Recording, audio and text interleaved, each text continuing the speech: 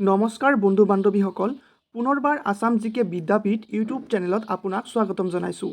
আপোনালোকে হয়তো সকলোৱে গমেই পায়, অলৰেডি চাগে নটিফিকেশ্যনটো পাইছেই, যিটো IB এক্সিকিউটিভ আৰু SEO ৰিক্ৰুটমেণ্ট 2025 ওলাইছে, 25ৰ যিটো ভেকেঞ্চি ওলাইছে, তাৰ বিষয়ে আজি আমি আলোচনা কৰিম। তাৰ ডিটেইলছৰ সম্পৰ্কে আমি আলোচনা কৰিম, কেনেকৈ এপ্লাই কৰিব লাগিব, কেতিয়া এপ্লাই ষ্টাৰ্ট হ'ব, কি কি ক্ৰাইটেৰিয়া আছে, এডুকেশ্যন কোৱালিফিকেশ্যন কি লাগিব, বা এক্সাম পেটাৰ্ণ কেনেকুৱা হয়, কেনেকুৱা ধৰণৰ প্ৰশ্ন আহিব, গোটেইখিনি আজি আমি ডিটেইলছত কথা পাতিম। আৰু আপোনালোকে হয়তো গমেই পায়, টোটেল এইবাৰ বহুত পোষ্ট আছে, ইমান পোষ্ট নোলায়, এইটো যোৱাবাৰ ওলোৱা নাছিলে, তো এইবাৰ গোটেইখিনি মিলাই পেলাই এইবাৰ পোষ্ট ওলাইছে। এইবাৰ 3717টা পোষ্ট আছে, আৰু এক্সাম চেণ্টাৰ ক'ত ক'ত আছে অসমত, গোটেইখিনি আমি আজি ডিটেইলছত কথা পাতিম। আপোনালোকে দেখাই পাই আছে, টোটেল পোষ্ট 3717টা পোষ্ট আছে, আৰু ইয়াত URত আছে 1537টা পোষ্ট, অকল URৰ কাৰণে, আনৰিজাৰ্ভৰ কাৰণে আছে।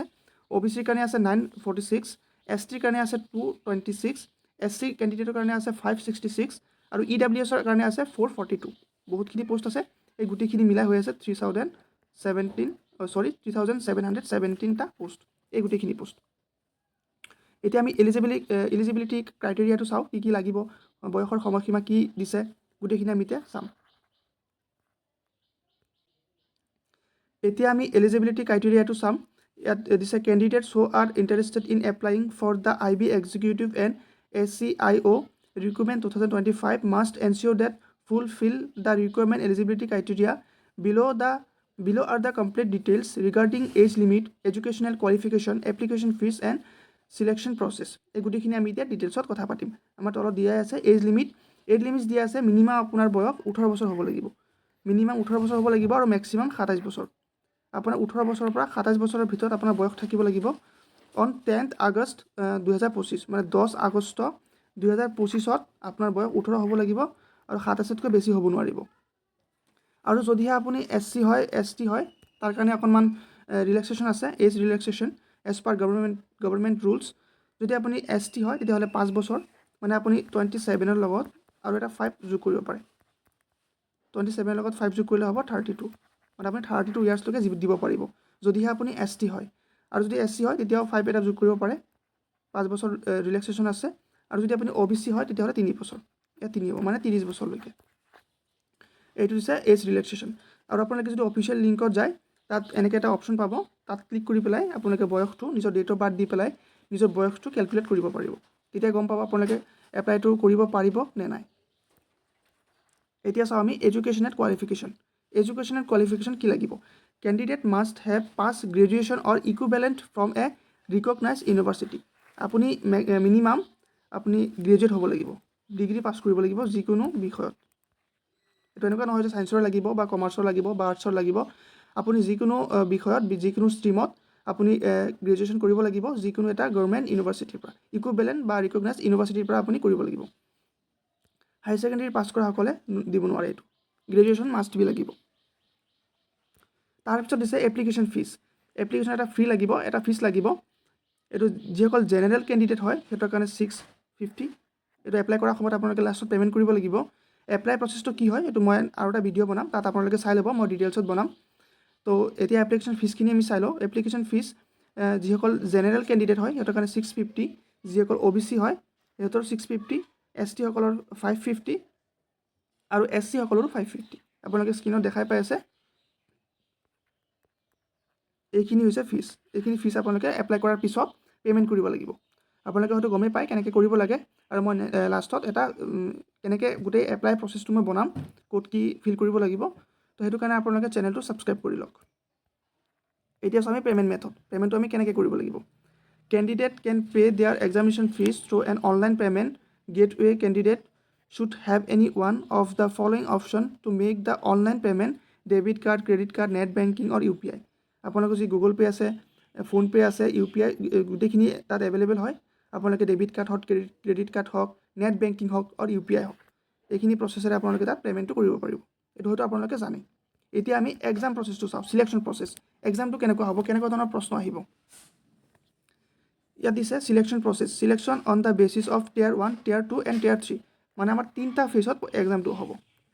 প্ৰথমতে Tier 1 হ'ব, পিছত Tier 2 হ'ব, পিছত Tier 3 হ'ব। Tier 1 যিটো হ'ব, মইতো কৈ আছোঁ কি হ'ব, কেনেকুৱা ধৰণৰ প্ৰশ্ন থাকিব, কি কি টপিক থাকিব। আগতে আমি চাই লওঁ তাৰ ওপৰত কি আছে। Tier 1ত থাকিব 100টা কুৱেশ্যন, 100 অবজেক্টিভ টাইপ MCQ। যিটো টিয়াৰ 1 থাকিব তাত 100টা কুৱেশ্যন থাকিব আৰু প্ৰত্যেকটো কুৱেশ্যনতে 1 মাৰ্কছকৈ থাকিব প্ৰত্যেকটো কুৱেশ্যনতে 1 মাৰ্কছকৈ থাকিব 100টা থাকিব 100 number divided into 5 parts containing 20 question of 1 marks each on the 1/4 mark negative marking for the each wrong answer মানে ইয়াত কৈছে যেটো টিয়াৰ 1 থাকিব তাত 100টা কুৱেশ্যন থাকিব আৰু 5টা পাৰ্টত ডিভাইড থাকিব 20টা কুৱেশ্যনকে 5টা পাৰ্ট থাকিব টোটেল 100টা কুৱেশ্যন থাকিব আৰু এটা কুৱেশ্যনৰ প্ৰতি 1 মাৰ্কছ থাকিব 1 মাৰ্কে থাকিব আৰু যদি আপোনালোকে ভুল কৰে 1/4 মানে 4টা ভুল কৰিলে এটা শুদ্ধ উত্তৰৰ আপোনালোকৰ মাৰ্কছটো কাটা যাব নেগেটিভ মাৰ্ক 1/4 আছে পিছত আহিব টিয়াৰ 2 যেটো টিয়াৰ 2 আপোনালোকে এটো মেইনছ বুলিও ক'ব পাৰে যেটো ডেসক্ৰিপটিভ হয় ডেসক্ৰিপটিভ টাইপ পেপাৰ অফ 50 মাৰ্কছ মানে 50 মাৰ্কৰ এটা মেইনছ হ'ব তাত আপোনালোকে এটা এছে লিখিব লাগিব 30 মাৰ্কৰ আৰু এটা পেছেজ দিব 20 মাৰ্কৰ এটো মই ডিটেইলছত বনাম বাৰু মুঠতে 50 মাৰ্কৰ মেইনছ হ'ব টিয়াৰ 1ত আপোনালোকে এটো প্ৰিলিমছ বুলি ধৰিব পাৰে যেটো অবজেক্টিভ হয় 100টা কুৱেশ্যন থাকিব তো এটো প্ৰিলিমছ বুলি ধৰি ল'ব 100টা কুৱেশ্যন 100 মাৰ্কছ থাকিব 1/4 নেগেটিভ মাৰ্ক আৰু টিয়াৰ 2 যেটো আছে সেটো হৈছে মেইনছ মেইনছ বুলি ধৰিব লাগিব আমি যেটো লিখিব লাগিব ডেসক্ৰাইব কৰিব লাগিব আৰু সেটো 50 মাৰ্কৰ হ'ব আৰু টিয়াৰ 3 এটো ইন্টাৰভিউ হ'ব আপোনালোকে এই দুটা কোৱালিফাইড কৰাৰ পিছত আপোনালোকক মাতা হ'ব তাৰ পিছত আপোনালোকৰ ইন্টাৰভিউ হ'ব ইন্টাৰভিউটো 100 মাৰ্কছৰ হ'ব এটো আমি আগলৈ চাম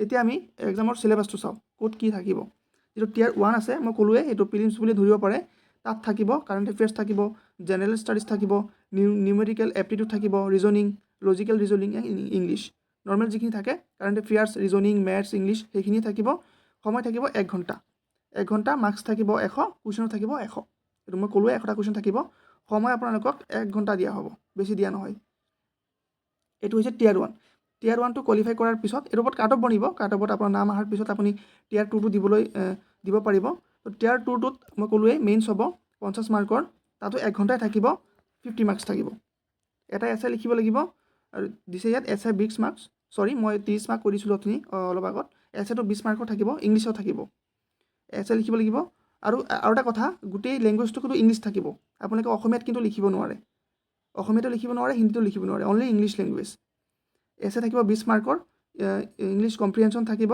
লং answer type question 2 question of 10 marks each on current affairs economics socio political issue etc এবিলাকৰ ওপৰত থাকিব এবিলাক পেছেজে দিব পাৰো আৰু কুৱেশ্যন দিব পাৰে যেটো প্যাটাৰ্ন বিলাক চেঞ্জ কৰি দিয়া যোৱাবাৰ আগৰবাৰ যেটো এক্সাম হৈছিলে তাত দিছিলে কিন্তু এটা এছে দিছিলে 30 মাৰ্কৰ আৰু পেছেজ দিছিলে 20 মাৰ্কৰ তো এইবাৰ এনেকৈ দিছে নটিছত যে এছে 20 মাৰ্কৰ থাকিব কম্প্ৰিহেনশন থাকিব 10 মাৰ্কছৰ লং কুৱেশ্যন থাকিব এটা 10 মাৰ্কেট থাকিব আৰু সেইবিলাক থাকিব current affairs economics socio political issue এইবিলাকৰ ওপৰত থাকিব 20 মাৰ্ক তো মুঠতে 50 মাৰ্কৰ হ'ব আৰু 1 ঘণ্টা থাকিব এটো হ'ব মেইনছ আৰু এই পিছত যেতিয়া আপোনালোকে টিয়াৰ 2 বা মই মেইনছ বুলিয়ে কৈছো এই টিয়াৰ 2 টো কোৱালিফাই কৰাৰ পিছত আপোনালোকক মাতা হ'ব ইন্টাৰভিউৰ কাৰণে ইন্টাৰভিউ থাকিব 100 মাৰ্কৰ টাইমটো ইয়াত মেনশন কৰি দিয়া নাই এটো আপোনালোকৰ আধা ঘণ্টা হ'ব পাৰে 10 মিনিট হ'ব পাৰে 1 ঘণ্টা হ'ব পাৰে এটো ফিক্স নহয় তো হেতু কাৰণে টাইমটো মেনশন কৰি দিয়া নাই কিন্তু টোটাল 100 মাৰ্কছৰ হ'ব ইন্টাৰভিউ আৰু ইন্টাৰভিউ দিয়াৰ পিছত ফাইনেল কাট অফ ওলাব তাত যে আপোনাৰ নাম থাকে তেতিয়াহলে আপুনি চাকৰিটো পাব